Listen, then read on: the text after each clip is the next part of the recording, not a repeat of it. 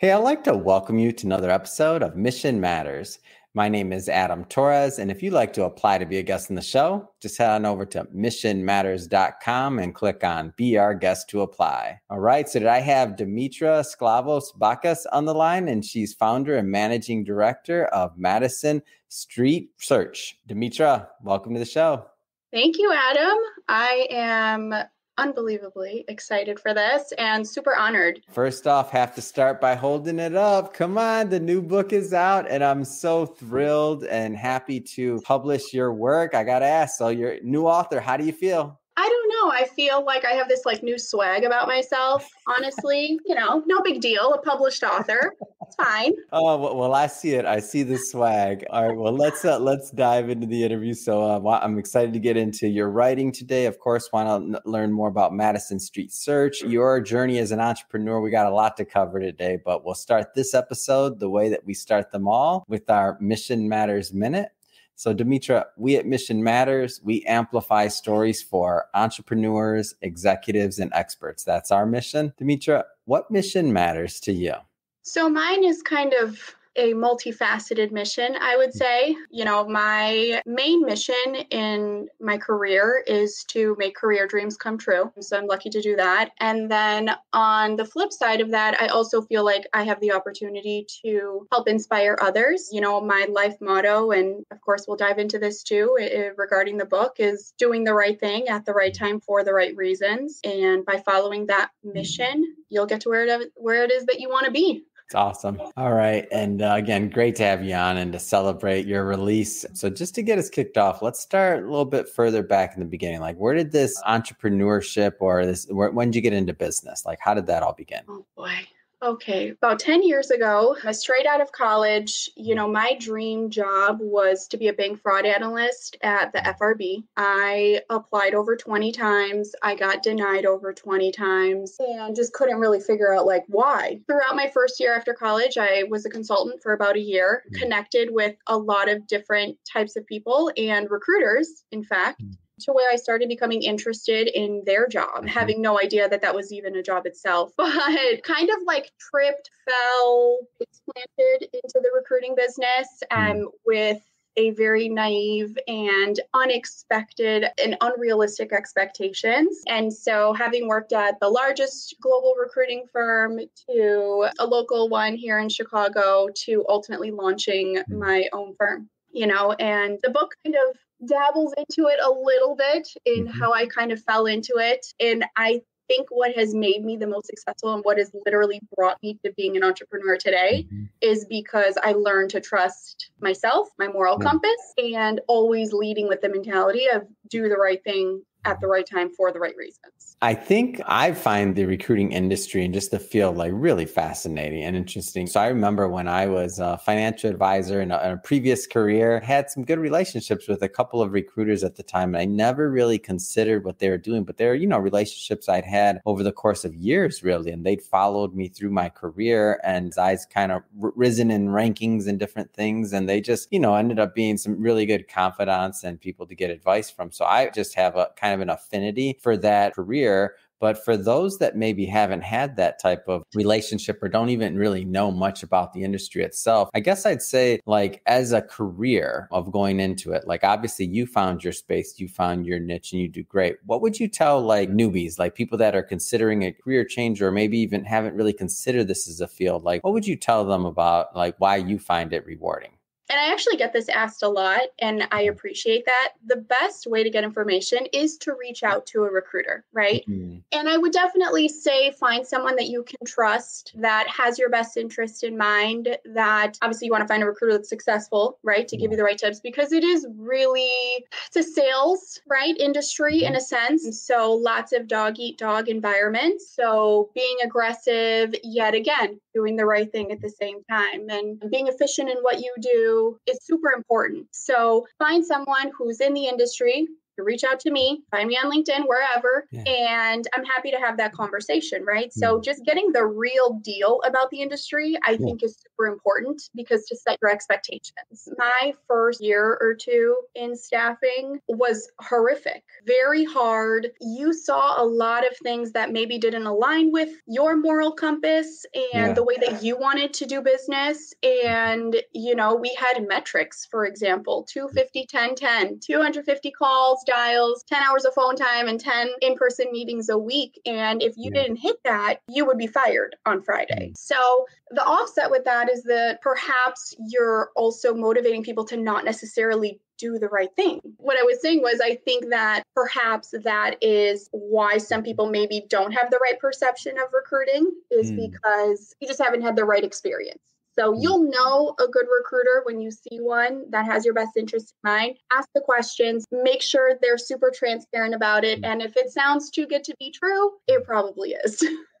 I want to take that same kind of question or that same thought process and take it from maybe the candidate side of things. So we covered it from the side of somebody that's maybe looking to break into the industry. What about for a candidate? Like, as they're maybe they get that first call from a recruiter, they don't really know who it is or what it's about, and maybe they're being headhunted. What about that? Like, what are some things that candidates should be looking for when they're thinking about maybe taking that call or making a decision to work with a particular firm or recruiter? Good question, actually. My number one thing I would say is find someone who can genuinely be your friend, right? Again, has your best interest in mind, can keep it real with you, give you true career advice. Every single person that I connect with, whether they're in the vertical of finance and accounting or not, I always say, I cannot place every single person that I talk to. But if I can point you in the right direction, if I can help you with your resume, if I can give you some genuine career advice, if I have a friend that works at XYZ company that you're interested in that can get you in as an internal referral, I'm happy, because your reputation supersedes you at all times. And so I definitely feel that, you'll know when you're talking to the right person, if you feel like just a number to them in their metrics, or if they are genuinely interested in you and genuinely, will take the time. And so tell me a little bit more about your niche. So you did mention accounting or otherwise. So what does that mean? So recruiters are typically specialized, or let me rephrase that. You should more than likely work with a recruiter that's specialized because that is someone who is very deep and wide within the industry that you want to target. And finance and accounting encompasses everything from corporate accounting, financial reporting, tax, audit, dabbling in FP&A, M&A, any corporate accounting or corporate finance function across all industries. So Madison Street Search, in my entire career, I've been lucky enough to focus on what I believe is truly the best of the best across the US. So anything from Fortune 100, Fortune 500, all the way down to the hottest startups, pre-IPO, post-IPO, you name it, I'm involved in it. And again, just making career dreams come true every day. Oh, that's fun. And I remember as well. So the particular, when I was, again, going back to when I was an advisor, I remember they had a niche, like they work with financial advisors. And I feel like from the company side of things, so we talked about somebody looking to break into the industry. We talked about a candidate from a company looking to hire a recruiter or recruiting firm. It seems to me like you'd want to go with niches or different specialties for particular roles or job. Am I off on that, or? No, you're spot on, and again, same pattern here with candidate or someone looking to get into the industry or a company looking to hire a recruiter to help them staff their groups. Find someone that you can trust. Find someone who has your best interest in mind, that listens, that does the right thing at the right time for the right reasons, is super transparent.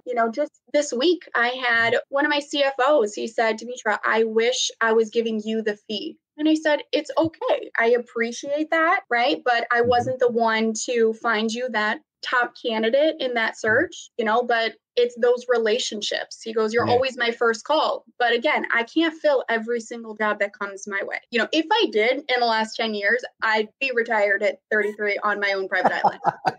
So, oh my gosh. Not enough days, not enough hours, minutes in the day to do something like that. But it's just that relationship. It's that tangible thing. It's an unexplainable feeling. But again, you'll know when you feel it. And you want that. You don't want to feel like just a transaction. Nobody does. And so tell me a little bit more about Madison Street Search. So we understand staffing firm, understand one of the specialties accounting, tell us more. So My firm specifically, we focus on direct hire placement. So these are long-standing relationships. Again, insurance is where it kind of started, but over the years have really spanned across all of the US. So East Coast to West Coast, we partner folks in the corporate accounting and finance world. Of the majority of our candidates are passive, right? So it's, hey, you and I, we're friends. And well, I call everyone my friend. You know, my entire all my LinkedIn connections are considered my friend just because that's how I truly treat my network. So we're always staying connected. Just this week, actually, I randomly saw a head of global tax opportunity, and I thought of one of my contacts, and I said, "Oh my God, I wonder if he's seen this or heard of it," and just kind of filtering and sharing that information throughout the network. Not to say that he's active in a search, because he's not, but it actually, we had a very deep conversation about, well, what's important to him? Is there something that his current employer can do to maintain, him as an employee, right? And continue to meet his career goals. And in fact, they do, right? And there's no reason for him to essentially have these conversations if there's something that can be done internally. And that's actually my number one piece of advice for people is maintain passive. So have your eyes and ears open. Find a recruiter that you can connect with, again, that knows you, what you want, your career goals, so that when something does come up, you hear from us. Yeah. And it's just like, hey, here you go. Do you want to see who's playing musical chairs in your network? Because I think you should. And the idea of being passive versus active, I know it might seem obvious, but maybe explain that concept. The people who I call active you could be in a holy crap moment of get me the hell out of here. It could be my company is moving locations. I cannot relocate my family right now. I need to get jumpstart into an active search. It could be company is, making changes. Positions are being eliminated, especially in this crazy job market that we're in today. That is someone who is active. They have applications out. Their resume is ready. The more passive candidate is someone who's doing their thing, not really paying attention, not on the job boards. They'll take calls from recruiters to just see, right? People get flooded with messages every day and calls from recruiters. Guess what? Those passive candidates are only typically answering their friend recruiters because they know that they truly have their best interests in mind. And so that's super attractive to our clients who know that. Because our clients are looking for very strategic hires. These companies want something very specific and very pedigree. That's typically why companies partner with solid recruiters who have very deep networks, are subject matter experts, and constantly and consistently, produce. And it doesn't necessarily mean, hey, I have the winning candidate, just like this past week, right? With my CFO, who I did not have the winning candidate, but I'm always on point. I will send one, and we know for damn sure that person's getting the job. Typically with my clients, if I'm sending them a candidate, they're interviewing them because they know they had to get through me before they're getting over there. And my candidates know that too. If I'm telling them about something, it's because I'm on point. That's great because ultimately, and I've been in that passive side of things, and it was really great especially for executives that'll watch this and you're thinking about like, if you should be taking these calls, if you shouldn't, like if you have the right person, if you're working with it was awesome. I would get a call and I know pretty much what's going on in the landscape of my niche, my field, different markets. And I'm hearing it like real time from the individuals that have a pulse on what's actually happening because they know what's going on in the candidate side of things, and they also know what's going on the employer side of things or what companies are doing what. I like the way you said it. Who's playing musical chairs or what's going on, right? It's just what we do. And that type of information, it's just really invaluable because a lot of times, and what I'd found in my career, and I know some others that had kind of been the same boat, is that they hadn't always known what their value had been. Like maybe the market is rewarding your value as a contributor, like far outpaced to what you're currently doing. And you don't even know it because you're happy. You're doing well. You're doing good things. You're actively involved. The people that are actively involved, making big contributions to their companies, they're not necessarily always spending time to gauge, okay, do I have a better value elsewhere? Or is there something else interesting or a development or something else that I should know about, or maybe that I even want to be a part of, right? Yeah. Looking for a job is a full-time job. For sure. The number of hours that a recruiter puts in, dating back to my initial years, those were 14-hour days. It's not something that can be done overnight, over the years. And again, what makes good recruiters successful is their networks. Your network pays it forward for you. Just this week, again, it's been a wild week and it's only Thursday, but one of my controllers who I've built her teams, her last like 3 companies, she called me and she said, oh my God, I just got this amazing opportunity. What do you think? Should I accept? And I said, hell yeah, you should. It was phenomenal, and I love that because even though it wasn't me that got her that opportunity, like I was her call where she was so excited to tell me about her new, opportunity that she's about to take. So for me, that's so rewarding. And then on the flip side of that, she trusted me enough to give me and refer me someone who's going to generate me double the revenue, right? Just because she trusts me. She referred me a friend in the industry. And coincidentally, I have 3 senior level roles for her. So it's just like, and I talk about this in the book. I know it sounds like witchcrafty, weird, but when you like do the right thing and you have a very clear conscience and you're constantly like just doing good for yourself and you feel good about it, you take that pressure off of yourself to possibly do the wrong thing, right? Because the devil and the angel on our shoulders at times, especially in business and especially when it comes to money, it just falls into place. It really does. It's wild. So circling back to the book, what kind of inspired your writing on this? Because I thought when I first read it and I'm thinking about, okay, do the right thing. Like it seems like, okay, we all want to do that, but what inspired that writing? My life experience, my goal with this, when I was a pro, first of all, I thought you guys had the wrong Demetra. I was like, me? Are you sure? There's another recruiter out there named Demetra in finance and accounting. I have yet to meet another one, but, just saying. And I think for me, when I was approached, I said, holy crap, okay, here we go. I have the opportunity to share my story. And what if I just inspire one person, right? That's all it takes. One, whether it's someone who has a brand new entrepreneurial idea that they want to launch, or it's someone who's struggling in the recruiting industry and is like, is this for me? What the hell did I do to myself? Or just someone else, right? Who's just an avid book reader. And you just never know the story that someone can learn from your experience. So I think the most exciting thing for me is the fact that, like I was shocked that I'm even a part of the Mission Matters network and community, is I am like the most undercover person, right? Like I come from nothing, meaning I'm first generation immigrant family, the first one to have a bachelor's degree in my family. And I just, again, kind of fell into this business and I busted my butt to get to this screen right here. So it's not easy. You do not have to come, this isn't given on a silver platter. You have to maintain your integrity, right? Do the right thing and put in the work, right? There's so many distractions, especially in recruiting or any sales job or any entrepreneurial journey. You're going to meet people along the way. You're going to see people do really, really great things and they're going to inspire you. And then you're going to see people do really, really bad things that discourage you and say, well, I can't mirror that. I can't go and steal someone's commission in the system. I can't go and, tell someone they better take this job, or I'm going to tell every CFO in Chicago to make sure you don't get a job ever again, so just some wild, wild things. But again, just like when you have a good manager, it's going to teach you the things that you want to take away from them. Take note of the not so favorable things that go on around you and just say, okay, how can I make that better? Right? How can I make sure I don't make that same mistake?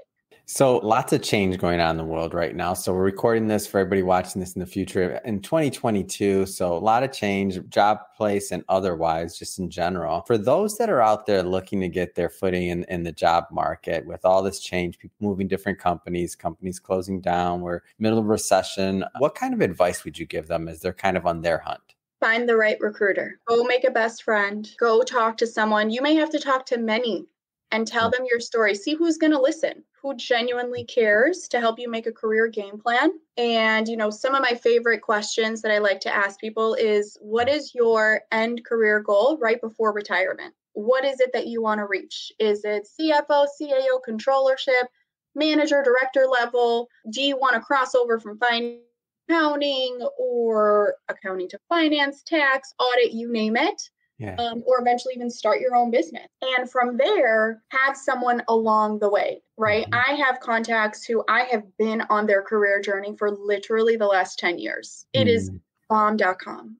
I see them on LinkedIn and Isn't it maybe awesome to watch people progress though? I'm like, I helped do that. Like, Yes. it's so cool. And it's just, I don't know. And then I think back to myself, like little older, I'm like, wait, I did that? Like, that is so, I inspire myself sometimes. I'm like, okay, got to Oh keep my grinding, gosh.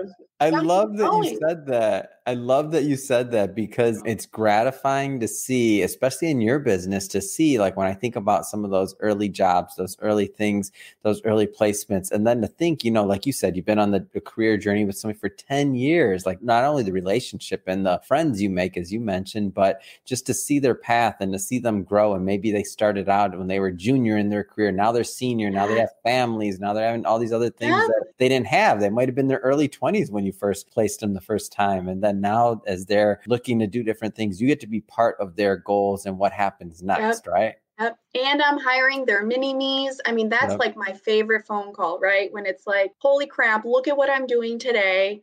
Thank you so much for being on this ride with me. Now, let me pay it forward and find me some mini me's, Yeah. So it's just so cool just to kind of see how things come first full circle. And again, that's what just keeps it going. That's what motivates me. As cheesy as it sounds, it's just like you make it happen for people. I get it. And I can think about like some of the guests that I've had on that we've been on this journey now. I mean, I think our first show maybe went out maybe like 5 years ago, going on 6 years now.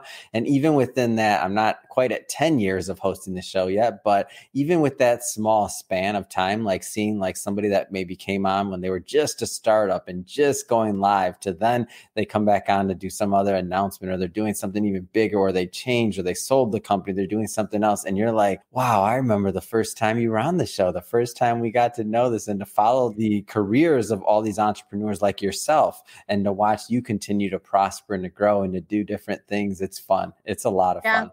Yeah. I mean, you're stuck with me forever now. So, all right. Happily. Well, hold on. We're in print. Hello. Bound by print. Forever. Oh, that's great. Have to say it has been great having you on the show and catching up and obviously going into your writing and Madison Street Search. If somebody's watching this and they want to learn more and they want to connect and talk to you, what's the best way for them to do that? Probably LinkedIn or the website. So www.madisonstreetsearch.com. And you can always find me on LinkedIn or even Facebook. There's Twitter and obviously the book. Right. Yeah. So I think, again, my greatest form of appreciation is a referral. Right. Again, that's like how I know, like, damn, I did a good job. Yeah. So it's even if someone is talking about the book or I have a client who mentions a great experience, it's just, again, it all comes full circle. So I can't thank you guys enough for making this happen. And again, so honored to even be rubbing shoulders with everyone and my peer authors in the Mission Matters community. It's just insanity. Oh, great times. Well, we're happy to have you. And and for the audience, we'll put all that information in the show notes so that you can just click on the link and connect with Demetra. And speaking of the audience, if this is your first time listening to a Mission Matters episode or engaging with the platform in general, we're all about bringing on entrepreneurs, executives, and experts and having them share their experience, why they do what they do, how they're doing it, like their journey. What can we all learn and gain from that information? If that's the type of content that you're into or sounds interesting or exciting or fun, hit that subscribe button because we have many more mission-based individuals coming up on the line and we don't want you to miss a thing. And Demetra, really, it's been a pleasure. Can't wait till the next time we get to work together. Thanks again for coming on. Yeah, we'll see you guys soon. Thank you.